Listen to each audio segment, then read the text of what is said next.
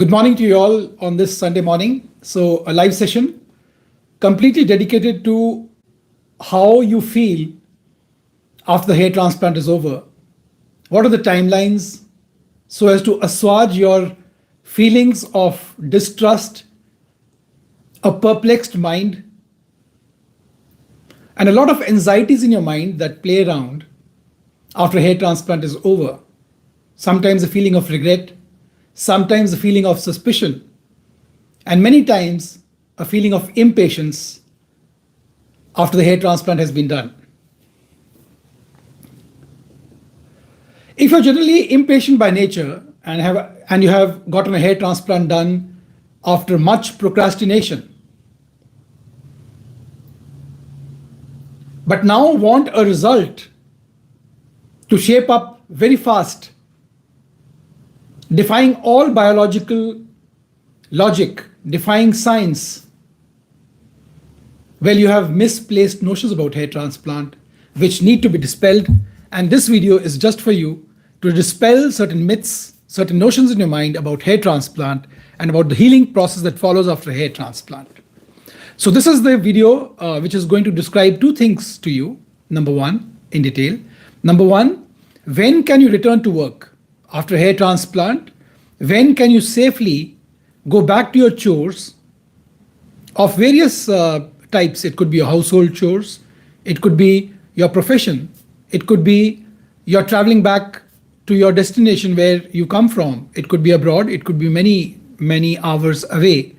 So one is that when can you expect to travel back home, and the other one is when can you resume your activities of daily living at home? When can you resume your professional work in your place of work? And also what to expect at what stage of the timeline? What to expect at 1 to 3 days after the hair transplant? What to expect in the 3 to 5 days after hair transplant? What to expect after 1 week of hair transplant? What to expect after 2 weeks of hair transplant? And what to expect at 3 months, at 6 months, and at 9 months? All being explained to you. I know you have a copy of the entire timeline, but what happens is that after we've got the procedure done, we forget all the counseling that we've been done. We only looking towards the positive aspect of a hair transplant. We do not want to even remind ourselves that this journey towards hair regrowth is replete, is full of ups and downs. It's a roller coaster ride, and there is the ugly duckling phase to deal with. So all this we're going to discuss in this video. So hang on as we go from point 1 to the remaining points which I have compiled for you. So once the hair transplant is done, take a deep breath, relax, be patient, have trust in the process, have trust in the doctor you have chosen yourself, the clinic you have chosen.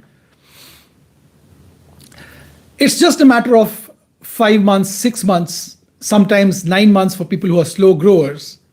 And this is your road to success in hair restoration. Every day you'll be approaching your destination, and every day you'll feel good about it after 3 months are over.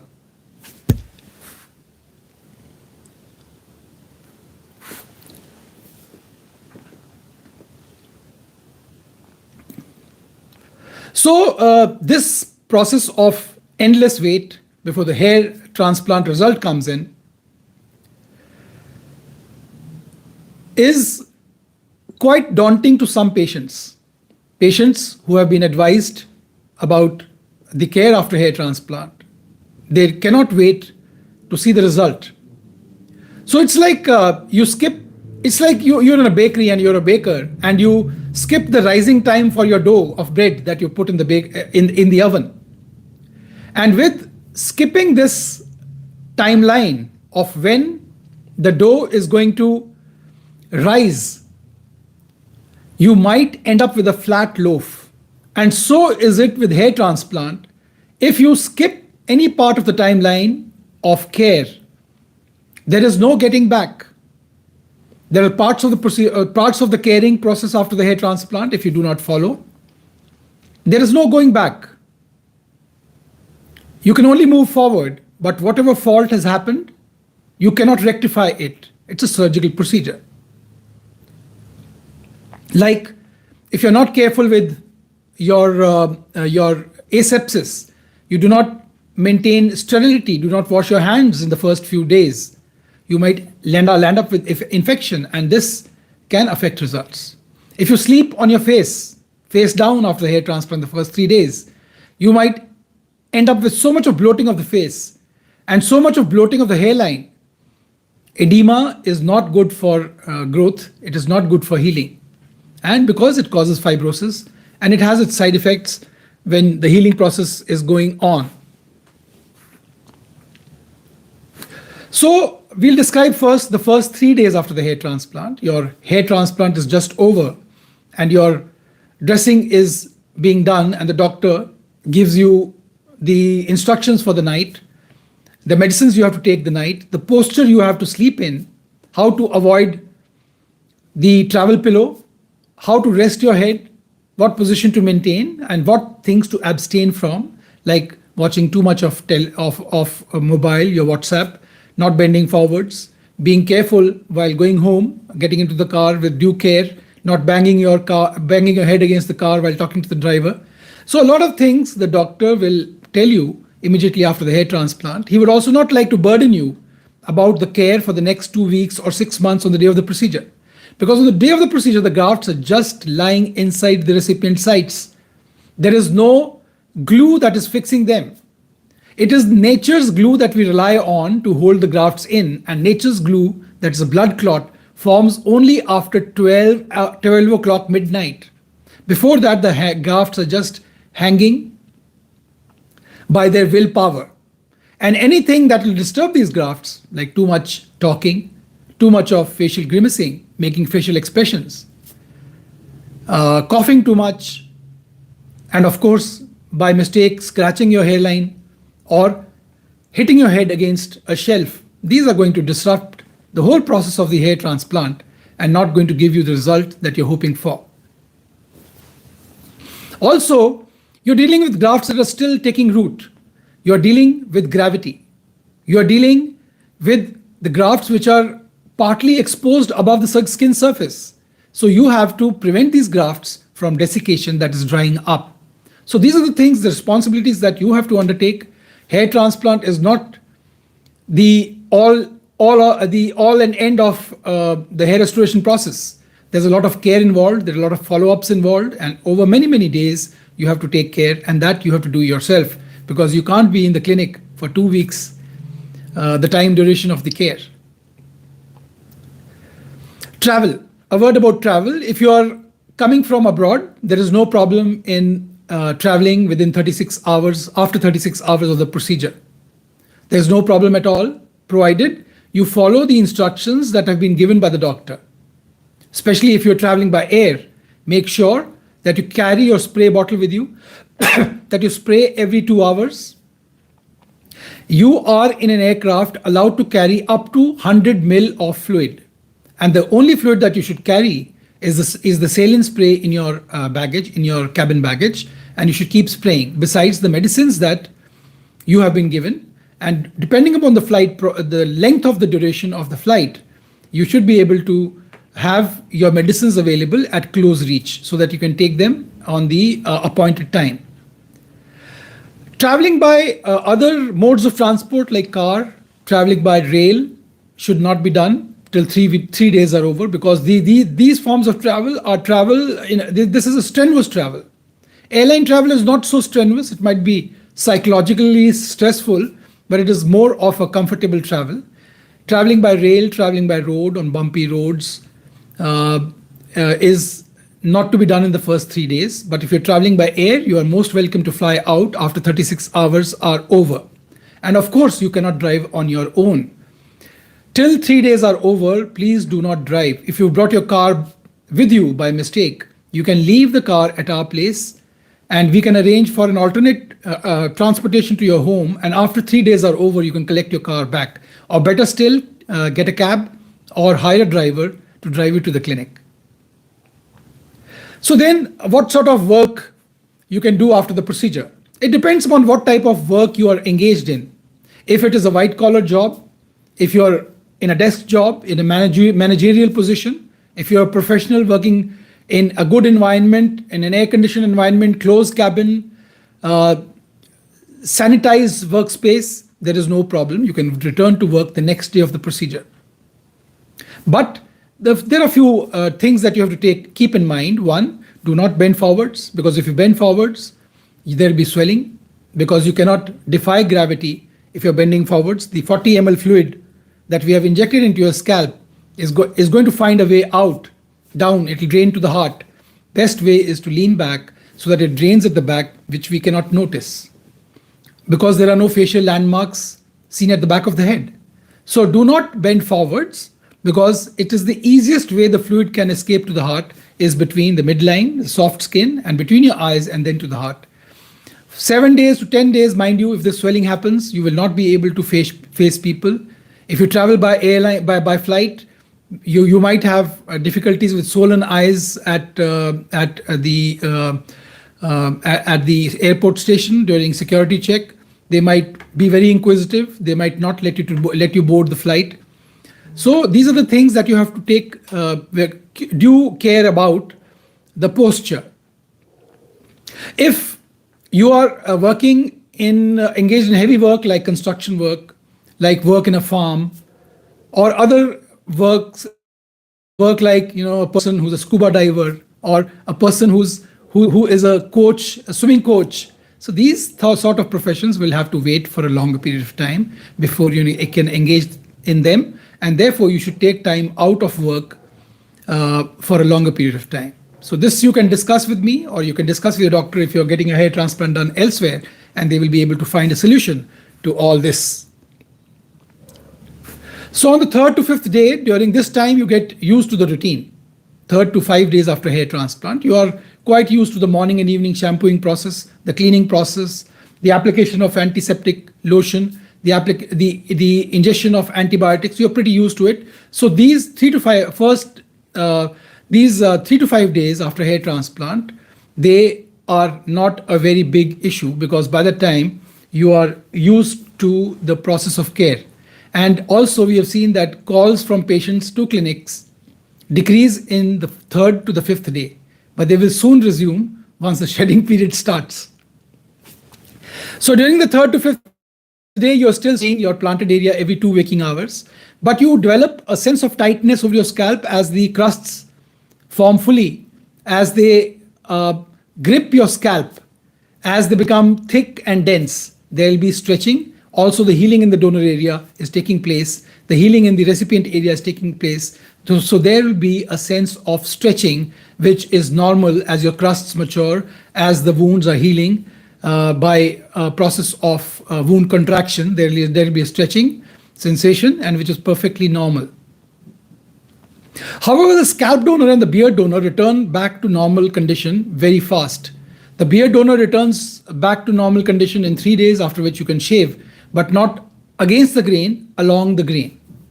As far as the scalp donor is concerned, in 7 days, most people cannot tell the scalp donor from a harvested donor site. So these areas heal very fast, but the timeline of the recipient area becoming normal looking is little longer. It can be around 2 weeks and sometimes even 3 weeks in fair-skinned people. It may continue to appear red in people who are fair-skinned. But even when your crusts have come off, you will continue to wear the bandana while going out till 3 weeks are over. In the first 3 to 5 days, you cannot return back to the gym. If you want to do some exercises, you can do mild exercises at home, but no going to the gym. Of course, you cannot go into the sea. You cannot surf in the sea. That is a big no-no. So therefore, people who want to go out to Goa for the recovery phase, I warn them against. A better place to go to is Kasauli. It's in the Himalayas. It's just about 1.5 hours away from where we are in Chandigarh, Mohali. And we have a Kasauli, a stay for patients. It's a good, well-appointed rooms with caretakers to take care of you. And most of the patients who come from out of station like to spend the first 3 days or 5 days. Sometimes people have spent a month also there, people who've come from abroad. So it's an old British time hill station, 1.5 hours away from Chandigarh, where you can get in touch with our office and they'll help you in booking that, because we have only 4 rooms. So what happens between the 5th and 14th day after the hair transplant? This is the time you're fed up completely of the daily care. Your patience is now at its wit's end, and the crusts are still not coming off, and you're impatiently or subconsciously, you must start to pick at your crusts, which is a very wrong thing, and this can cause harm to your donor.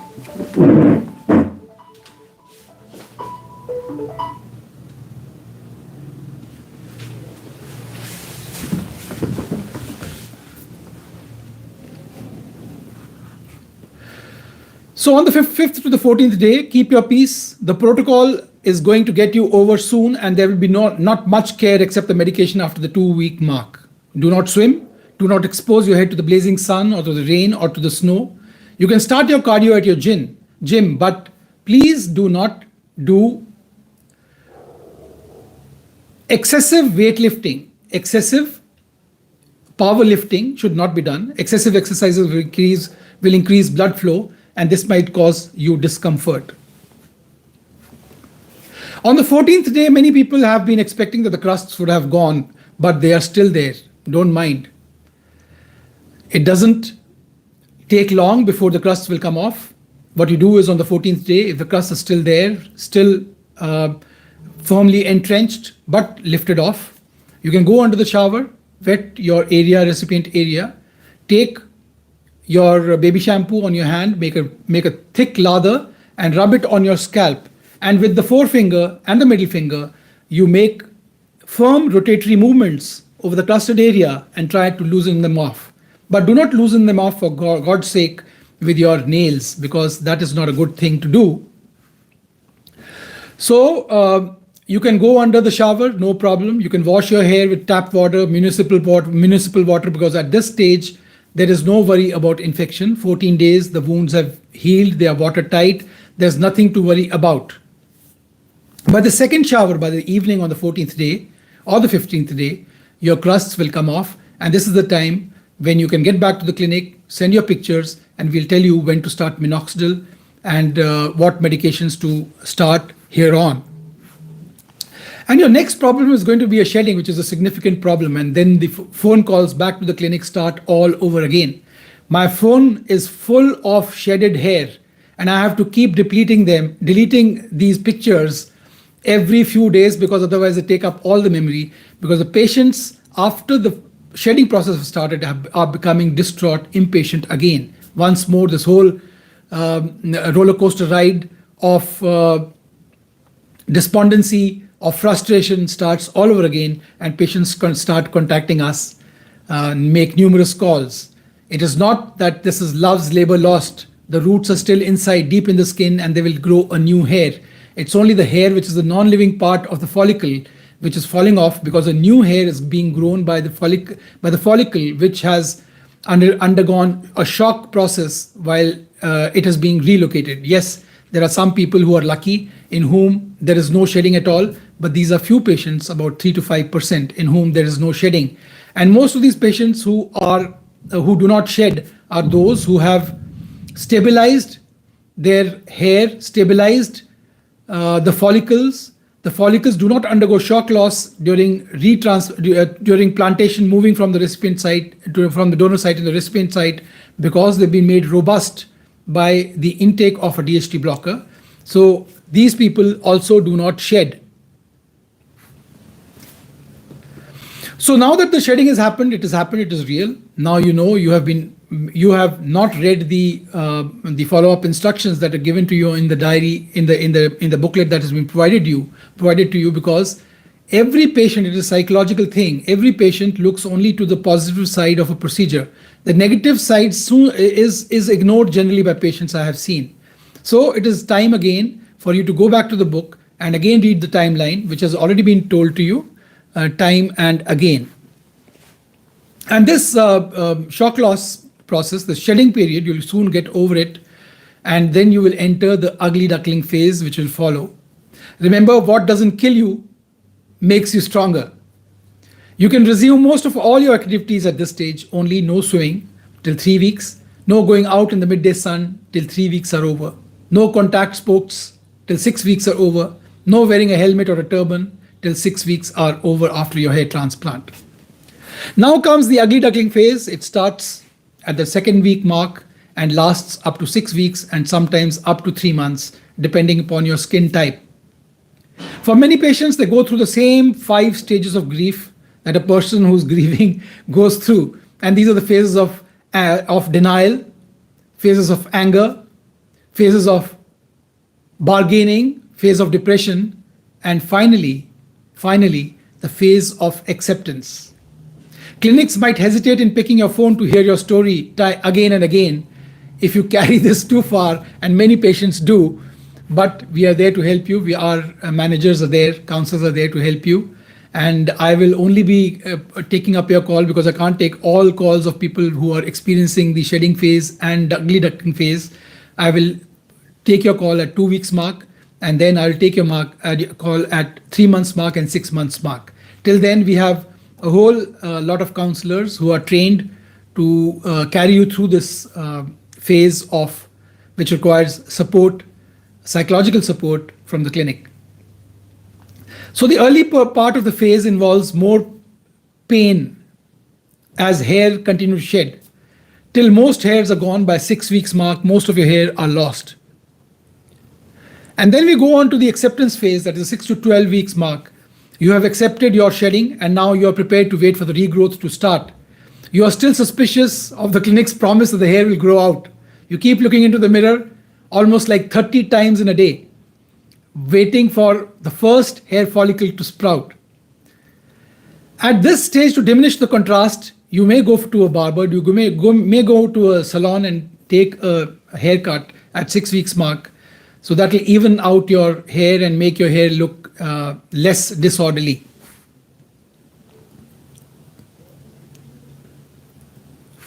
And then we go on to the regrowth phase at 3 to 5 months mark. This is when you start to see the fruits of your labor, fruits of the clinic's labor. Around the 14th week mark, you might begin to notice hair which are popping out. At 3.5 months, you will see growth, but these are very thin hair. These are vellus hair, the baby thin hair, which will not come in the comb. You can only feel them, but you can barely get to see them, and others can hardly see them at all. At around 6 months, many patients begin to experiment with styling. After 3 to 5 months are over, by month 5, you should start to see more density and thickness. The hair will continue to darken and become more robust. You can start styling it in many different ways. You can comb it in many fashions. And this is a time I would like at 6 months to have a word with you to see how the progress is. Some people are slow growers. We might like to enhance their medication, or people who have grown well, we might like to reschedule their medication or on alternate days. We might like to reduce it. And in some people who are above 45, 50, we might even want to stop the medication completely. So a journey after hair transplant is a blend of anticipation and patience. Each phase, from the initial days of careful healing to the eventual flourishing of your new hair, requires adherence to guidelines and a positive mindset. A positive mindset is of utmost importance. As you navigate through these stages, remember that every cloud has a silver lining, and soon enough, you'll be enjoying the results of your hard work and dedication. Embrace the process, stay committed to your aftercare, which is very important, and you'll be well on your way to a head full of hair very soon. Now I know that it is the whole wait, the long wait, watching hair grow. The regrowth process is just like watching wet paint dry. It takes endless amount of time. It's the same thing, but be patient and all will be well. You have chosen the clinic well, you've chosen the doctor well, and you have been a good candidate for hair transplant as selected by your doctor. And why would you not see a result? When everybody is experiencing a good result, why would you not get a good result? It is not that the clinic is ignoring you. The clinic stands more to gain, equally as much to gain from your hair transplant procedure, because it is the clinic's reputation at stake. Mostly these days, patients do not go to clinics by advertisements, by seeing advertisement. Yes, they might see an advertisement and get exposed to that clinic, come to know about that clinic. But eventually in today's times, patients do not rely only on false promises, on advertisements. They like to research. They like to meet patients who got hair transplant done. Word of mouth is more important than the costliest advertisement campaign today. So a clinic would like you to get your best result. A clinic would like to develop a long-term relationship with you, which lasts, so that you can send your loved ones, your colleagues, your friends, your family to us for a hair transplant. So we also have a lot at stake with your hair transplant result. So at least in Darling Bud's clinic, you should remember always that we will be with you, we'll be holding your hand for a long time to come. We will not let you down. Rarely if it happens that the hair transplant result does not meet your expectations, we are there to rectify it. We will not charge you any money for it. So remember that our practice is built on trust, it is built on faith, and it is built on patients like you who spread the word about us once you get a result. So why would we ignore you? Why would we not give you a good result? So on that note, let us end this talk. If you have any questions about the healing process, if you have any other questions about hair transplant, about the medications after hair transplant, any doubt that comes to your mind about the whole process, do let me know. I'll be happy to help you. Leave a comment in the comment section below or message us on the numbers provided in the description. And there are a lot of videos I have summed up in the description box below on aftercare after hair transplant. Please go through them. And I think you will be good. You will be very well prepared for the upcoming procedure. You might be coming to me for a hair transplant or going elsewhere. It doesn't matter. As long as the videos help you, I'll be happy. If you haven't subscribed, please do. It helps the video channel. It helps in our motivation to produce more videos for you. Do subscribe. Have a nice day and God bless you. All the best for your hair transplant.